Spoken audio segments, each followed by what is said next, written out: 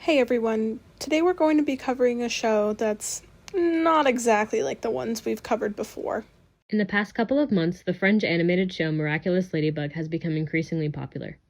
With the premiere of Season 4 on March 23rd, many have begun speculating what topics the end of this season/the next season will cover.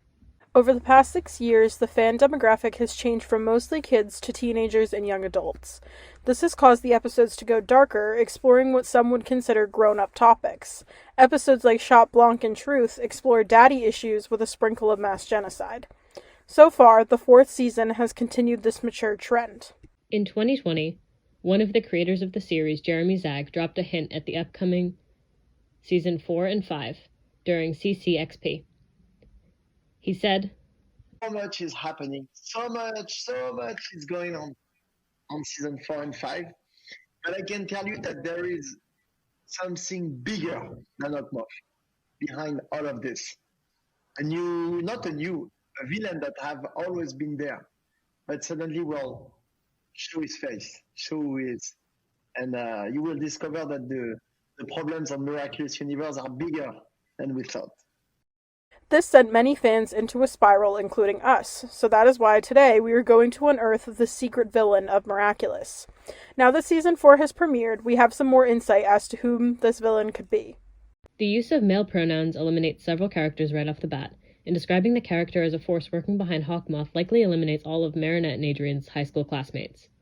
Based on their age and knowledge of the Miraculous, they wouldn't outrank Hawkmoth by any means, or have the ability to control him. Out of the adult males in the series, few are significant enough to have any sort of villain arc.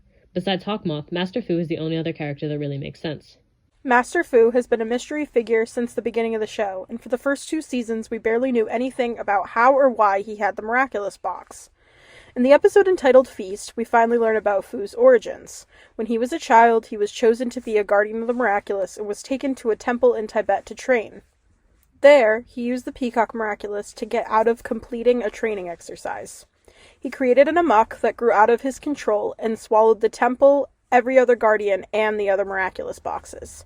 This is why today only the Chinese Miraculous box exists. After Master Fu destroyed the Order of the Guardians, he runs away from Tibet, losing both the Peacock and Butterfly Miraculous along the way. Despite anointing himself the Guardian, he never goes back to Tibet in the hopes of retrieving his lost Miraculous during any of his 172 years in the possession of the Miraculous box. At the end of the episode, Ladybug and Cat Noir defeat the Amok and restore the temple, and everything that comes with it. This is why there is now a Miraculous box in New York and Shanghai, both of which are featured in the movie specials. It is also confirmed by Alia during the same episode that no Miraculous holders have been seen at any point in the past 200 years until the events of the series, and as such, the world erased them from history.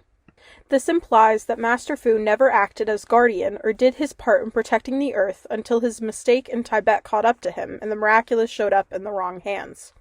He also broke a guardian rule and not only used a Miraculous for himself, but chose the Miraculous of protection over all the others. Clearly, Master Fu was more intent on protecting himself than the rest of the world, as he witnessed multiple wars take place and never did anything about it. Master Fu has been watching every character in the show since the first episode. Fans have continuously pointed him out in the backgrounds of episodes he is not even featured in. With this in mind, it is easy to see him as a malevolent character. One thing we want to establish is that we think Master Fu is faking his memory loss at this point in the series. Although Waze stated during Miracle Queen that the former Miraculous Garden sacrifices his memory when the box is passed down, Marinette was convinced that her Miraculous Ladybug could return his memories. In the recently released episode Mr. Pigeon 72, Alia discovers that the grimoire is not a set of rules, but rather observations about the Miraculous. She explains that as Ladybug, one has the power to create, they alone set the limits. Marinette takes this as a way to stop people from being akumatized. She creates a small keychain that will prevent Mr. Ramier from ever becoming Mr. Pigeon again. This revelation is particularly relevant in Master Fu's case, as Marinette may have created something before she knew she could. Marinette's hope that her Miraculous Ladybug could return Master Fu's memories may have done exactly that, according to the grimoire. In one of the final scenes of Miracle Queen, Master Fu relinquishes the guardianship to Marinette before fainting on the ground in front of not only Cat Noir and Ladybug, but Hawkmoth and Mayura as well. When he wakes up, his memory is gone. In a last-ditch effort, Marinette throws her keychain Lucky Charm in the air. This fixes all of Paris, but seemingly does not return Master Fu's memories. It is at that moment Master Fu does something close to impossible. Without moving his hands or being told any significant information, he says to Ladybug, "It's a shame you threw such a pretty keyring away. I could have used it for my key. They were matching, too." As you can see, Master Fu reaches into one of his shirt pockets and retrieves a key. The problem is, if Fu truly had no memory, he could not have known what object was in his pocket before retrieving it. Another odd thing to note is that despite Master Fu calling it his key, he hands it to Ladybug without a second thought, never asking for it back. This is how Marinette is able to access Master Fu's important letter, turning over the guardianship to her completely. Also, if Master Fu continues to pretend his memory is gone, this would be the perfect protection from Hawkmoth. We must ask ourselves why.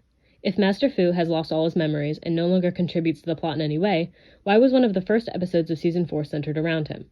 If Jeremy Zag hinted at a villain who has been there since the beginning but has never really shown his face, Master Fu is the perfect candidate. His knowledge about the Miraculous and the Miracle Box excel that of both Hawkmoth and Marinette, and no villain is more dangerous than one out only to protect himself.